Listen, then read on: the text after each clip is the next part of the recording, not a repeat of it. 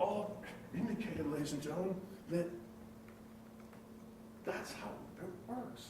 You have a split-second decision to make. I submit their witnesses were reasonable police officers and are reasonable police officers. Sergeant Moynihan, ladies and gentlemen, let's talk about him for a second. There's a man who served his country in the Air Force honorably. 9/11, he goes into law enforcement. 9/11 happens, he goes back into the military, comes out, and for how many years he's been dedicated to serving his community, okay? The important thing there is he trains the people on his force. He trains them. He trains them at Opata. And it's not whether Kevin Davis testifies somewhere else, ladies and gentlemen. Again, that's a shiny object, that's a distraction. It's whether or not Kevin Davis trains in Ohio, whether or not Kevin Davis trained cadets and recruits in Ohio, and police officers in Ohio, because Ohio has different curriculum than other states. And that's the difference between Seth Stone and Mr. Davis. It's not about where you testify, it's about where you train people.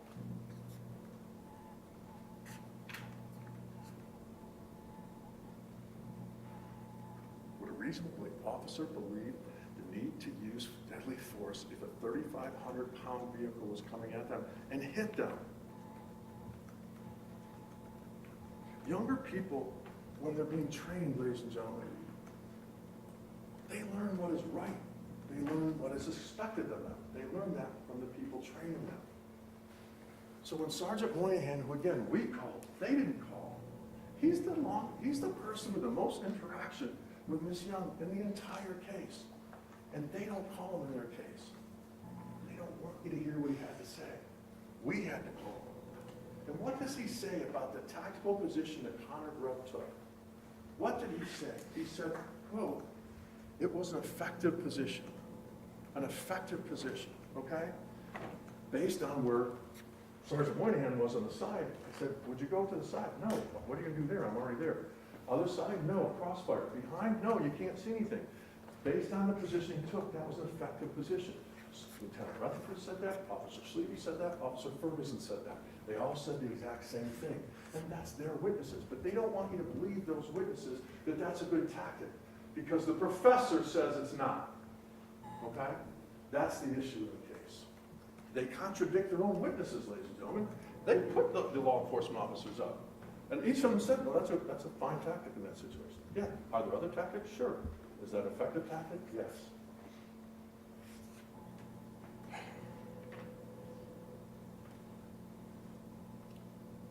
Did they know why Connor Grubb took that position? Yes. They told you why Connor took that position. What was your purpose and reason for standing in front of the vehicle? I positioned myself in front of the vehicle for 3 reasons. First, to convey to Young that she was in fact being detained and not free to leave the scene. Effective, and all 3 said that that's appropriate. All right? Second, to provide cover to Sergeant Moynihan as he was positioned on the driver's side of the vehicle and Young was in the driver's seat. Okay? So tactically now he can see in. If there's an issue with a lethal fire, unfortunately, ladies and gentlemen, they have to do these things in their mind when they approach cars. They have to start from the premise that something bad is going to happen. That's how they're trained. They have to try to anticipate situations. So that's why he takes the position. All right? I did not know she had access to a weapon inside the vehicle. I would need to provide lethal cover to Sergeant Moynihan. Third, with Sergeant Moynihan on the driver's side and the female on the passenger side, as well as other civilians in the busy parking lot, the front of the vehicle was the best position from a tactical standpoint to avoid crossfire. Is it the only position? No. But in Connor's analysis, based on his training and his experience, that's the position he took. And his sergeant who trained him said it was fine. The lieutenant who's in charge said it was appropriate, as well as other officers, as well as Kevin Davis. The only person who didn't was Professor. If a training officer is responsible for giving guidance to other officers below him, and they say it's a proper position, who is a paid witness, an opinion witness? Well, did they supersede that? No. But that's what they want you to do, ladies and gentlemen. They want you to supersede the people who are on the street every day, who continue to be trained, who go through the process, who deal with the society. They want you not to listen to them, listen to a person who's an academic scholar, a policing scholar, an intelligent academic reviewer. All of them said, ladies and gentlemen, that it was reasonable to take that position. Next, ladies and gentlemen, the other gram factor we haven't talked about is a perceived threat. So let's walk through the analysis of can a car be a perceived threat? Okay. So how do we do that? All right. Can a car be a perceived threat?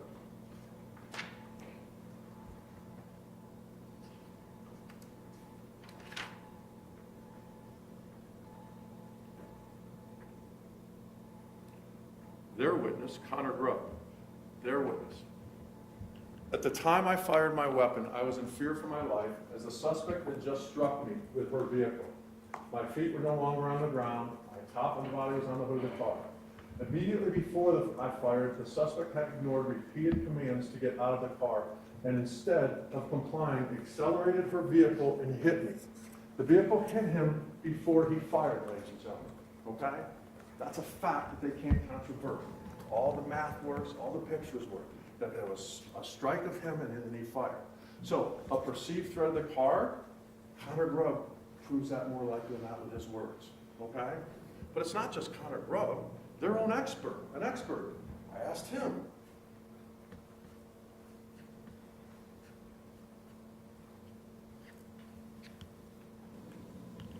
A stationary car is not an actual threat, right? Correct. A car moving, as you indicated on direct, that the car moved towards Connor Grubb, correct? Yes. A car coming towards someone is no longer not a threat or perceived threat. It can be an actual threat, correct, sir? True. Again, the state doing the job for us.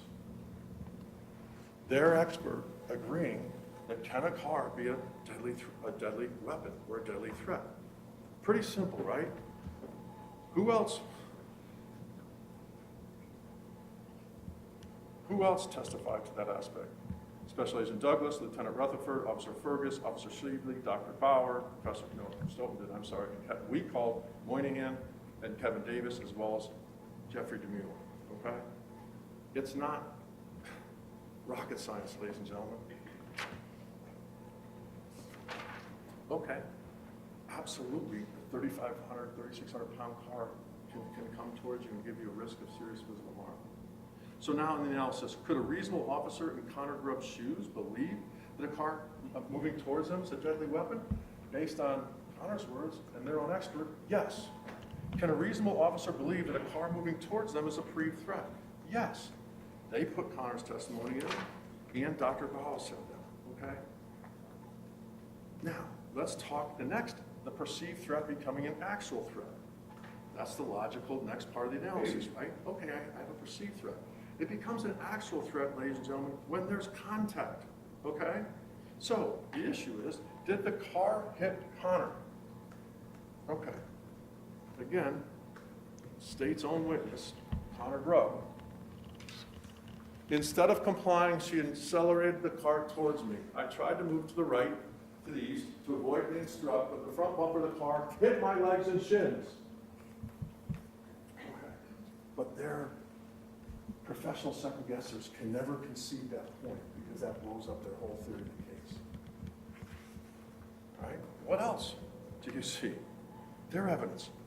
Special Agent Douglas, lead agent of the elite team, after watching everything, had to write a report. He wrote, rapid accelerate and struck the vehicle, or struck the officer, I'm sorry.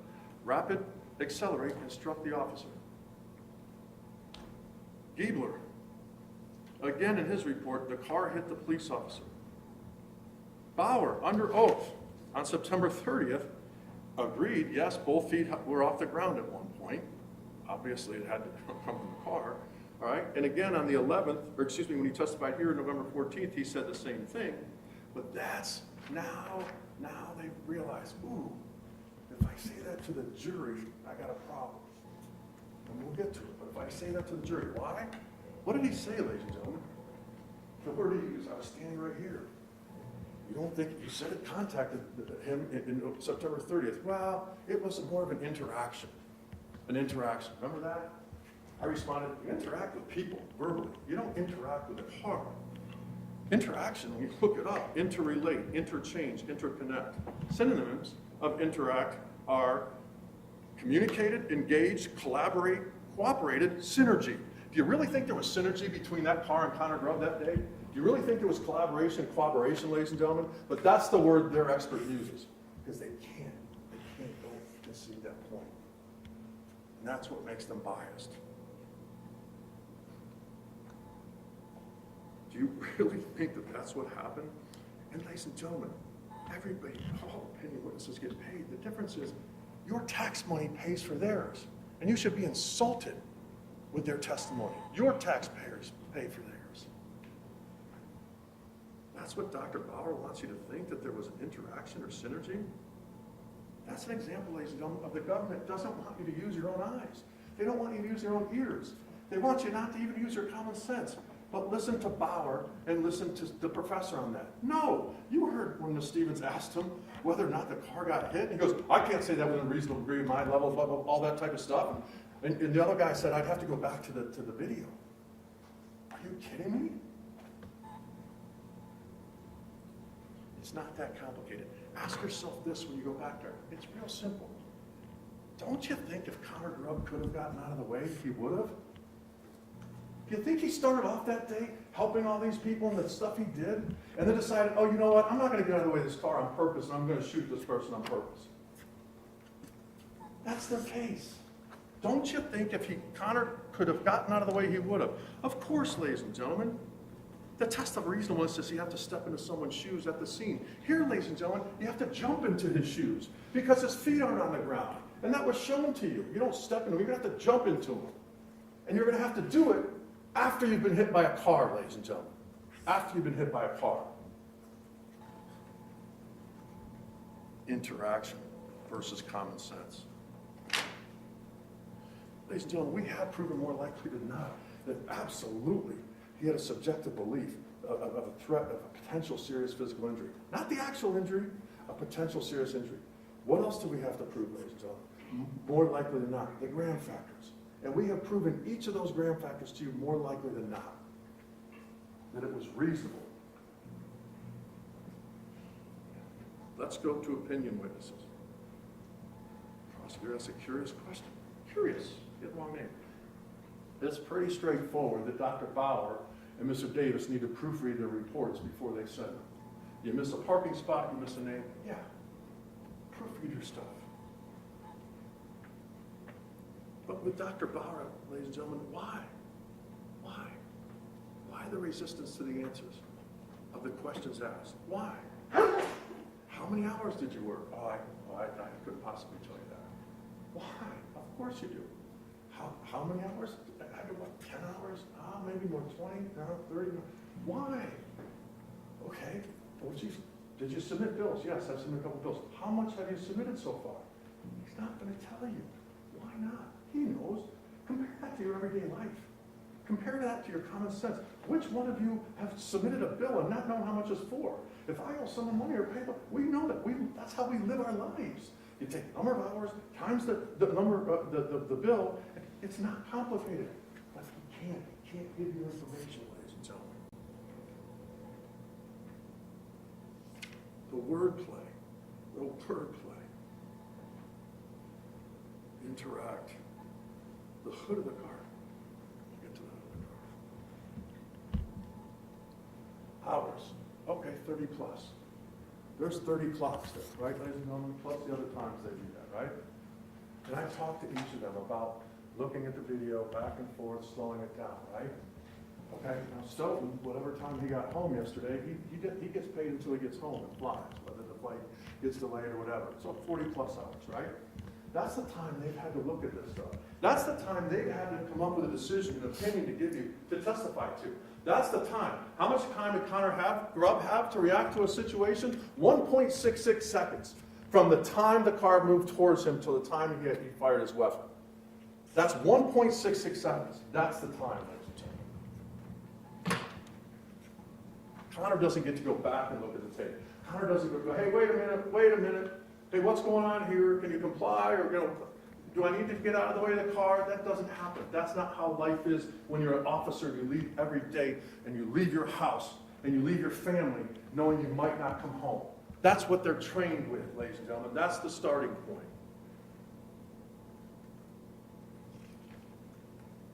Wordplay. How about the hood example? Now we'll go over that again with Dr. Bauer. Dr. Bauer, is the left hand near the center of the hood? No. Is it to the left? I wouldn't answer to the right? No. Okay? I can't say that's the center. Well, is it to the right of the center?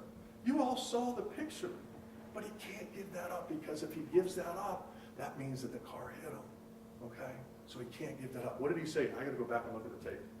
There might be some pixel distortion. That's their expert. There might be some pixel distortion when I ask a basic, simple question. Hey, you would agree with me the hand's near the center of the hood?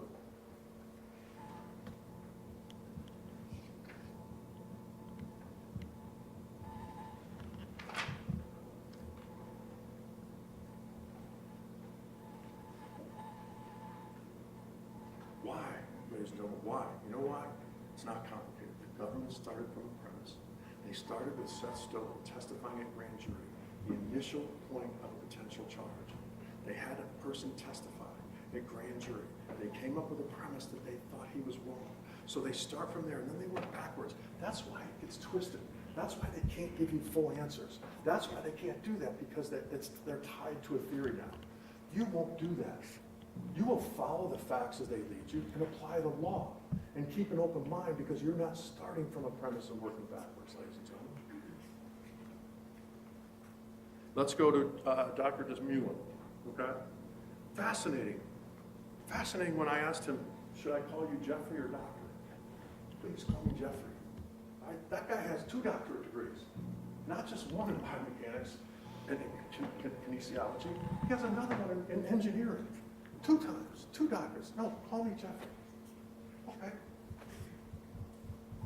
What did we ask him to do?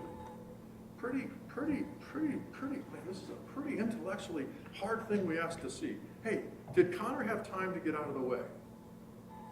You already know that he didn't because he got hit, okay? But what does Dr. Desmulin do, or Jeffrey do?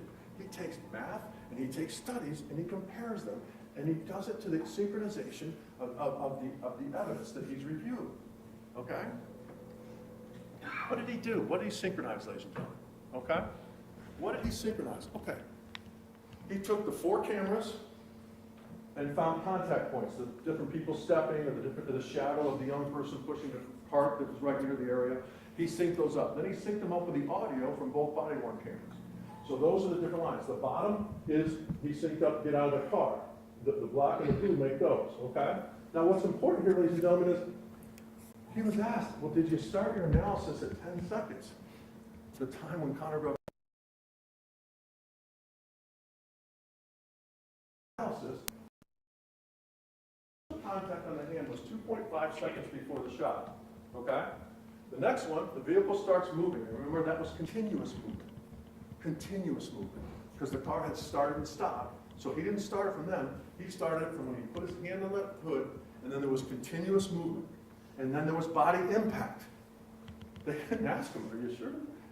He didn't think it was an issue. And he actually said, no one's contesting that the car contact hit him.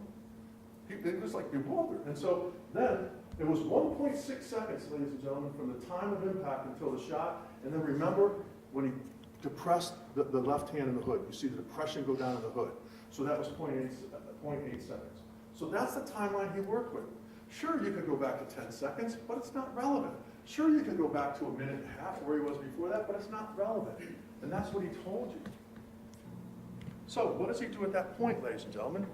Well, he synchronizes the videos. And what does this video show, ladies and gentlemen? Remember this one, okay? And look at the time thing up top. This is the time from when the car started the continuous movement until it hit Connor Grubb.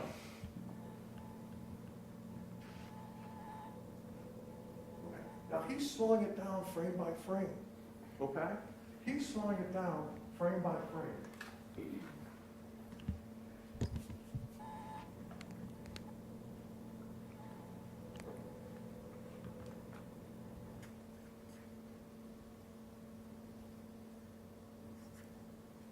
Watch the body. Now, they claimed he stepped forward. Dr. DeMille, Jeffrey, said, no. He said, the way the body is constructed, the way you're connected, because there was force down here, that's why you see this going forward, but the other part going back. This going forward, but the other part going back, because that's how the biomechanics work with the body, okay? So, he had to determine a time of contact from the first continual use of force, okay? So we have roughly 0.47 seconds. Everybody with me? Okay. So then, he just used math, ladies and gentlemen. He just used math, okay? There was a study. It was turned over to them in the footnote in the expert report. In the study, they did young people and the time that they can take a step, okay? In that study, they said a time that someone could lift their step to take it, okay, was 0.53 seconds. It's not a step forward, because he said that wouldn't apply here because he didn't step forward, the body got hit. It's not a step backward because you might fall or trip. So that's why they did it to the side. And a young person, a fit young person, it was 0.53 seconds to do that, okay? Now, what do you do in that situation? You have to know from the center line of the car, that's why I asked the question, center line of the car to the end of the right side of the vehicle was 91 centimeters. And this chart showed in order to move 91 centimeters, you'd have to take 2 steps. 1, 2 to get out of the way, okay? And you'd have to do that within 0.47 seconds. What's larger, 0.47 or 0.53? That's one step. What's larger, 0.47 or 0.53 times 2, which is 1.06? 1.06. So mathematically and physically with video, he's showing you that it's impossible to get out of the way. He couldn't have gotten out of the way, but you already know that. Now, so in Connor's age, height, weight, is 0.73 seconds. 0.73, one step, another step, it would be 1.46 seconds to get out of it. Again, much bigger than 0.47. It's not complicated, ladies and gentlemen, and you see it with your own eyes. And that contact, that hitting of him, doesn't have to cause serious physical injury. That has nothing to do with this case, ladies and gentlemen. It's the potential to cause that. So, what did we ask him to do the second time? What was the second? Oh, I'm sorry. What was his second analysis? His second analysis, ladies and gentlemen, was: is there a risk of serious physical injury from being hit on a car or being carried on a car, moved by a car, and stuff like this? Yes. Okay. You got the chart. Now, again, the distraction. That car can go from 0 to 20 miles an hour in 1.8 seconds. But that fits in the timelines here. Is he saying it went 20 miles an hour? No. No one's saying that. But at 20, it could be this type of injury. At 15, he did it 10, 6, 4, all the way down. And even at the least amount, ladies and gentlemen, that car could run over his foot. That car, if he trips and does something, can cause serious physical injury. But how else do we know that in a practical, everyday sense? So that's math and videos and studies. Let's apply it in a practical sense. Who'd you hear from that we call? Sergeant Moynihan. What Sergeant Moynihan tell you? Hey, yes, unfortunately, I know that a car can cause serious physical injury because I was on my thing and I went to take a turn, I went through a crosswalk and I bumped somebody in a crosswalk. How fast are you going? He goes, I think I was going between about 8 to 12 miles an hour. And he goes, then I found out the person had a fractured leg. I was worried about the head because the person got knocked over and hit their head. So again, you know that. Practical stuff from a reasonable officer who tells you, yeah, I bumped into somebody and caused serious physical injury to them. It's common sense, ladies and gentlemen. Other opinion witnesses. Let's go through them. Kevin Davis. It's not the testifying where, it's the years in law enforcement. He has done every single thing that you can do in law enforcement. He has trained, he has been heads of things, different divisions, but more importantly, he's trained at OHADA, and he trained at different places across the state of Ohio. He told you how many times he consulted. Most importantly, he told you he's testified for officers and against officers. Both. He's turned us down when we've sent in the use of force. But he's testified against both, for and against. Do you think it's hard for him to testify against an officer saying it's not a good use of force? No, but he compartmentalized. And he told you under oath he testified for officers in trial and against officers in trial. He's told you how many things, but the most important thing he told you, ladies and gentlemen, was the Graham factors, because he's required to. He's required to go over those. Seth Stoughton doesn't believe he's required to go over those. Seth Stoughton, a part-time law enforcement officer in total of 5 years, who says, I'm a legal scholar, I'm a policing scholar, I'm an academic scholar, okay?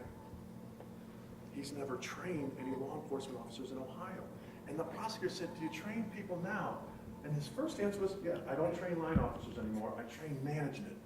Management is like Lieutenant Rutherford and Sergeant Moynihan, because those are the people that have to review and discipline officers, okay, and discipline officers, all right? So that's what they train, that's what he trains. He doesn't train line officers. That means the everyday training, the people who come into contact with society. And Davis said no. Stoughton said no. Bias? We'll get to the bias, ladies and gentlemen. That's easy in this case. When you compare the professor to Kevin Davis in experience in training and use of force, it does bring to mind the review of the professor. Those who can do the job, do the job. Those that can't do the job and choose to leave law enforcement and go into academia, they teach, okay? They teach. That's Seth Stoughton. Kevin Davis lived it, experienced it, learned it, trained it, and kept going with it. That's the person they had testify at grand jury. You heard about grand jury. There's no judge, there's no defense attorneys, there's no Connor Grubb, there's no anybody. They control everything that happens in the grand jury. And the burden of proof, the lowest probable cause. And that's how we're here, ladies and gentlemen. The biggest hypocritical situation is that he contradicts, ladies and gentlemen, what the law is. He sat there and told you. Miss Stevens asked him, you're aware of State v. White. State v. White is a case that allows criminal cases in Ohio, the Graham factors to be applied, and they have to be applied. And she put the footnote up there, and the footnote said, yes, you cannot use tactics and say you should have used another tactic. You cannot do that because that's hindsight 2020. That doesn't matter to him. He contradicts the law. A federal appeals court told him, Ms. Stevens put the thing up there, this court, an appellate court of multiple judges said, your application of the law is incorrect. And his answer was, yes, it was incorrect. That's their witness. No matter what he says, ladies and gentlemen, Connor Grubb had the right legally to be there. And you'll never hear anybody arguing against that. And you won't. You'll hear about policy and tactics, and they don't. The one thing you won't see in the jury instructions is policy. The one thing you won't see in the jury instructions is tactics, ladies and gentlemen. That's his phrase.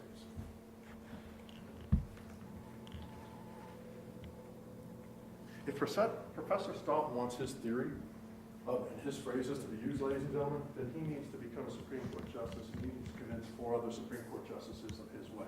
But until then, he has to follow the law just like he told you guys have to follow the law. It's wordplay, ladies and gentlemen. That's what they do. They twist it and fit it. Wordplay. Let's go over some of the prosecutor's wordplay in their opening. They have this theory that somehow Connor Grubb got his injuries on his shins from falling on the ground, okay? Ms. Claypool asked the medic, the Polish medic. This is a medic now who trains every day of his life to help people, treat people, think. They call him a medic for a reason, because they give service, they respond to emergencies, and they have to bandage them, they have to get them to the hospital, they have to report it and stuff like that. And she asked him, could he have gotten those if he fell to the ground? And there was a pause, and he said, ma'am, you don't fall on your shins. Ooh, okay, she wasn't expecting that. You don't fall on your shins. Okay, well then, geez, how could they have got the injuries? How could he have got this? All right, you know what? The glass. We see him kneeling on the video, so there must be glass. It must be from the glass. Okay. Well, I asked their expert, Dr. Bauer, in that picture where he's kneeling, my client's right knee's on there. Do you see any glass? No.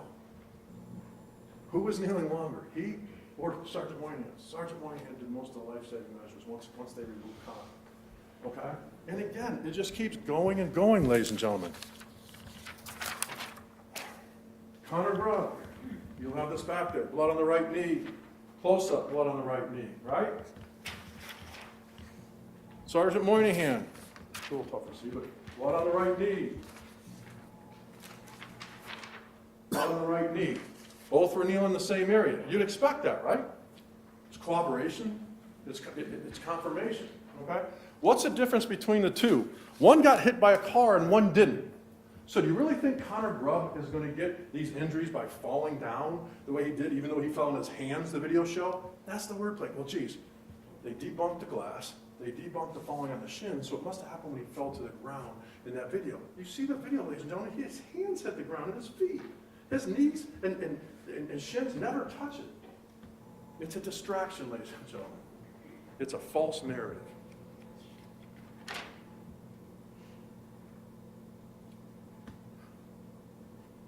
I fell to the ground. You saw the video, ladies and gentlemen. Multiple examples. This is again, we talked about this briefly, more wordplay. Twisting, because they start from premise and word back.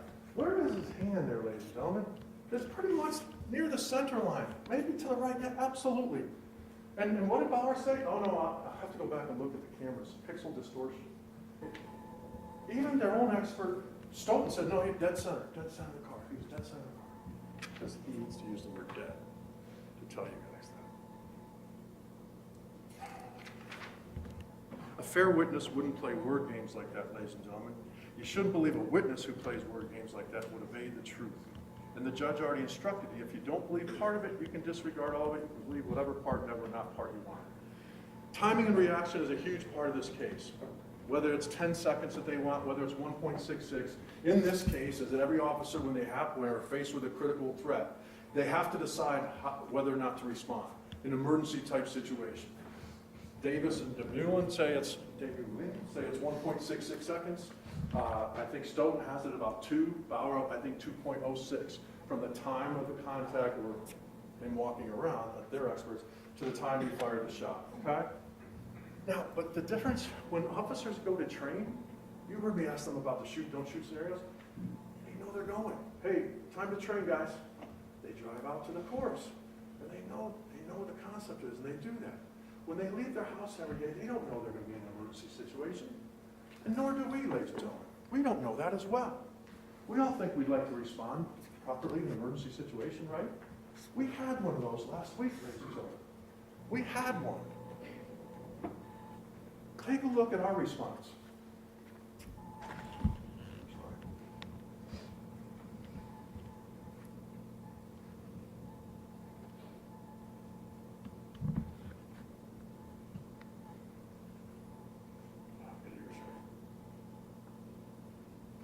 We have the volume up to Ms. Cook. Thank you.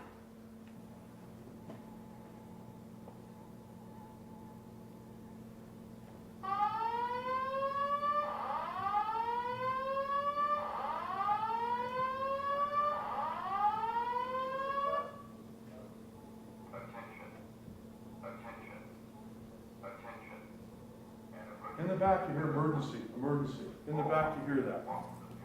Is there any way to turn that up?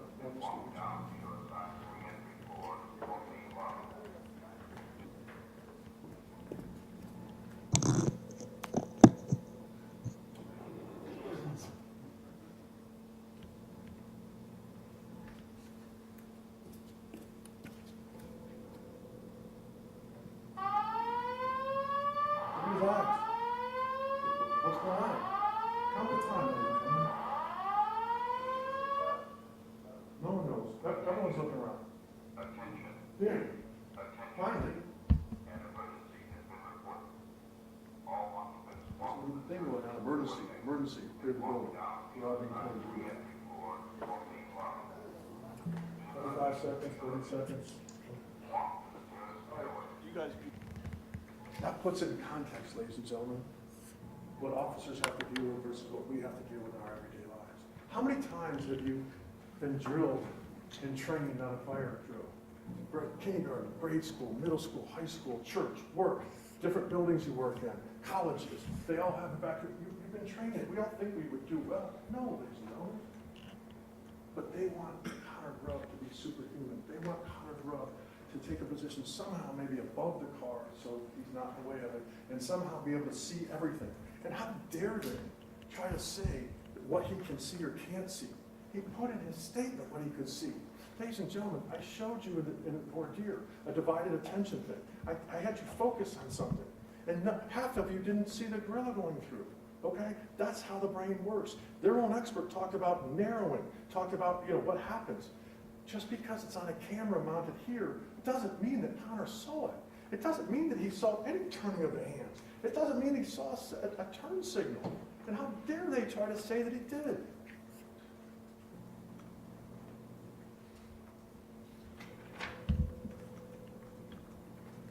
That leads us to Connor's words. I'm almost done with this. That leads us to Connor's words. Okay? It's important. The objection of the first one, it's important. Connor's words and actions. Okay? Everyone in this case, we talked about hindsight bias. We talked in voir dire about that, right? Everyone in this case testified using hindsight bias, except when they put Connor Grubb's statement, because everyone else reviewed and watched the video ahead of time. Connor gave a statement. It's part of the protocol that they do between these types of officer-involved critical incidents. Okay? Connor gave the statement he remembered based on that situation, that time. And you heard Special Agent say, we don't make them do it right away. She keeps saying 2 months later. They do it on purpose because when you're in a traumatic situation, you don't remember things correctly. So he gave a written statement, and you have it back there. And then the bottom of his statement, he says, I had the opportunity then to listen to watch the body-worn camera and to listen to it. These are the things I don't remember that he put in the statement. How do you know he's telling the truth? Because under the prosecution's theory, if you watch the video and an audio, aren't you going to put down exactly what happened? No, he's so truthful and honorable that he gave a statement first. Then he said, oh, I watched it after an audio, they allowed me to. This is what I missed when I watched the video in that. He's being a human being and honest and truthful. But they don't want you to believe his words. And they want you to try to believe that somehow he watched it first, then did it. No, ladies and gentlemen. They can wordplay all they want on that. That didn't happen. And important, the timing. Seth Stoughton was retained at grand jury. A year later, the case gets indicted. And remember what the special agent said about timing? All the reports he gets, November, he writes reports in November, December, all this got to him. Connor Grubb's words in November, early December. Okay? It doesn't get indicted till next August. We don't get any discovery or anything until they give it to us. Because the special agent has to give it to them. They then have to give it to us. We give it to our experts and stuff like this. Every single person that testified saw all the evidence before they testified, except Connor Grubb when they made him a witness. Objection. Overruled. Closing argument. They're witnesses. He's credible because it's consistent, it's confirmed, and it's the truth. And he tells you. I don't know how many people would say, yeah, here's what I missed in my statement that I now see and do that. But they want to use that against him. Not just his words, ladies and gentlemen, but his actions. What were his actions after the use of force? That he was forced in that situation after the use of force. Did he sit around and, oh, whoa, no.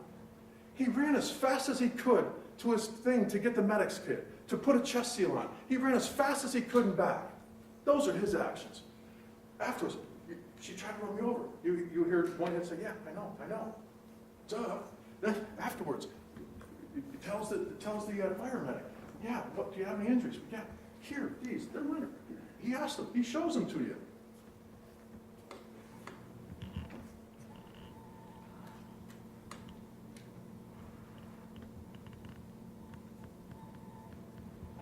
Ladies and gentlemen, they took a video of life-saving measures, and they took a picture of an unborn fetus at an autopsy. No one's contesting how they died, ladies and gentlemen. And there's a reason they did that, ladies and gentlemen, because they don't have anything else.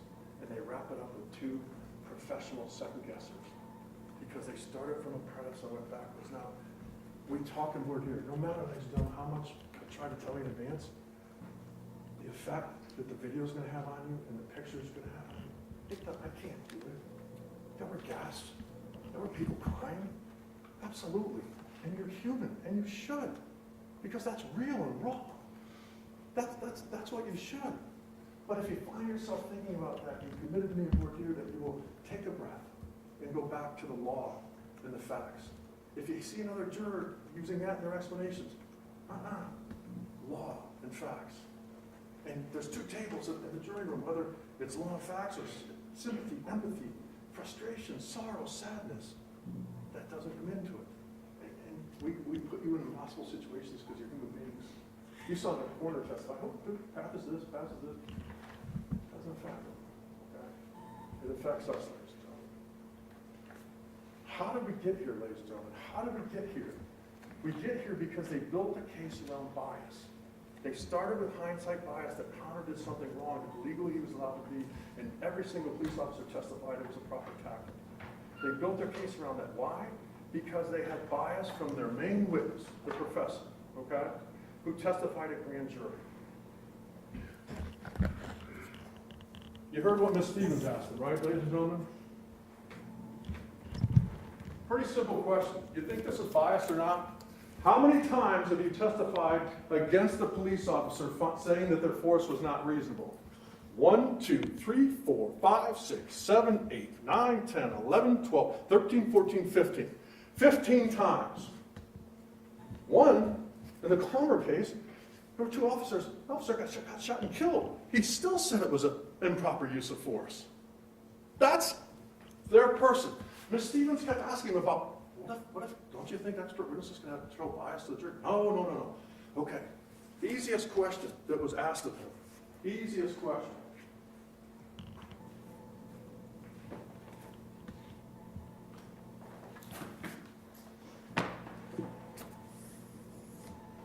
Have you ever testified on behalf of a police officer in a criminal case? 0. 0 times. And did you see how he tried to squirrel out of it? Oh, well, with these kind of constraints, with these kind of restrictions. It's a pretty simple question she asked him. Have you ever testified in a trial on behalf of a police officer? The answer, real easy, is no. When he says, oh, don't stand in the yellow. How about answering, yeah, no, 0. Sorry, haven't. 15 versus 0. You don't think that that's bias? You don't think that that's starting from a premise and working backwards, ladies and gentlemen?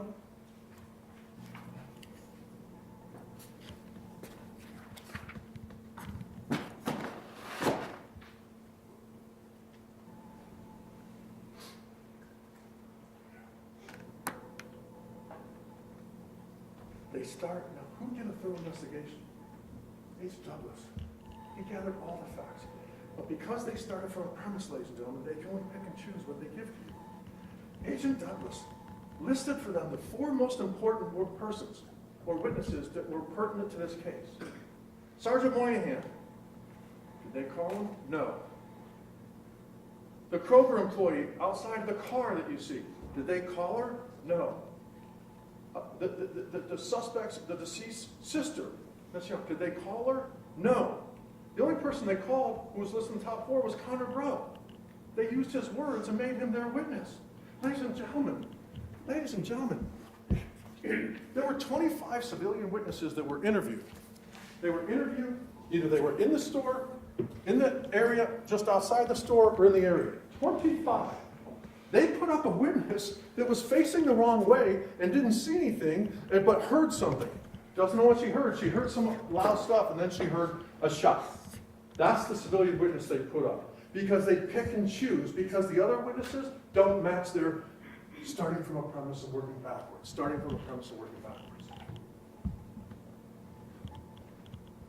The person who had the most time with Ms. Young was Sergeant Moynihan. They didn't want you to have a full picture. They won't. Ms. Stevens told you in opening that this is basically the whole theme of the case, ladies and gentlemen. This is the theme. An immediate threat to an officer or others of serious physical harm or death will permit to respond with deadly force. That's the question. That's the theme. The next paragraph, if you read it to yourself right now,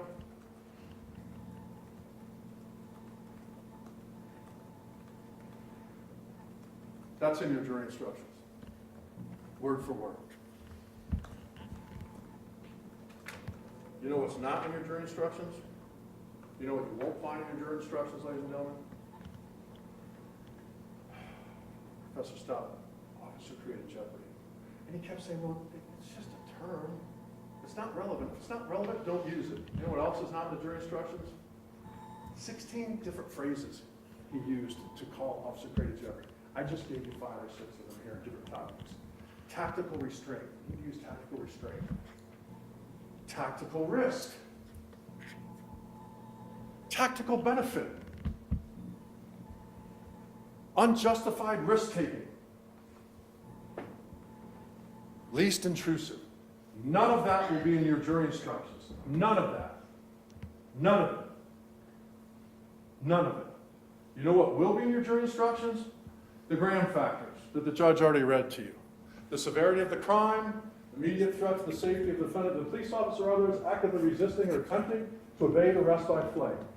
There's a reason they're in there, ladies and gentlemen, because it's the law. Their own expert doesn't even cite the law or tell you about it. He uses different phrases to couch it. And you just go, why? Why, ladies and gentlemen? Why would he do that? Why would he do that? Because they now want to say, oh, because there's a policy, because there's some kind of policy that, oh, that can go. No, ladies and gentlemen. And you know what? Their own witness, who they put on to get the policy into evidence that they were going to redact and show you, was asked, is this a violation of policy? Their own witness said, no.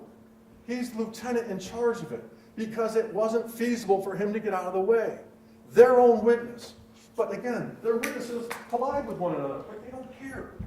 If something isn't corroborated or if they conflict, ladies and gentlemen, that's not proof beyond reasonable doubt, and it definitely shows that we've proven more likely than not our burden.